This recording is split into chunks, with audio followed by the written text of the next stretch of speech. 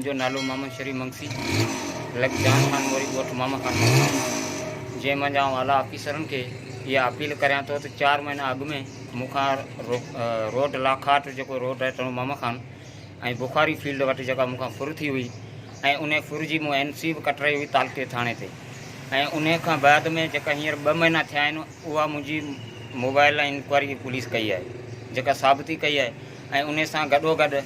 ऐं अॼु 2 महीना अची थिया आहिनि मूंखे पुलिस रुॻो आसरनि में रहे पई त तव्हांजो राजूनी फ़ैसिलो थिए थो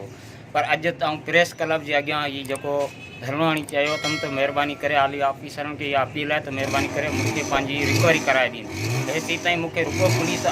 आसरनि में रहियो आहे रुॻो अॼु न सुभाणे तुंहिंजो राजूनी फ़ैसिलो थिए थो राजूनी फ़ैसिलो थिए थो इन खां पहिरीं जेॾीमहिल मोबाइल जलियो ऐं हाजी अकबर जेको लिगारी आहे उन वटि असीं वियासीं उन वटि फ़ैसिलो रखियलु हो उन इहा ॻाल्हि कई त तुंहिंजो राजूनी फ़ैसिलो न थियो त इनशाला तोखे इहे जेके जवाबदार हाज़िर कराए ॾींदसि ऐं उहे जवाबदार पुलिस हाज़िर कोन थी करे ऐं न अॼु ताईं उहे जवाबदार मूंखे ॾेखारिया वञनि था रुॻो आसरनि में पई रहे ऐं रुॻो उन्हनि जी सपोर्ट करे रहिया आहिनि ऐं महिरबानी करे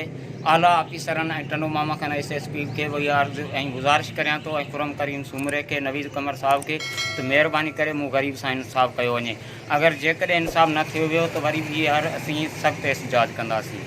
इहो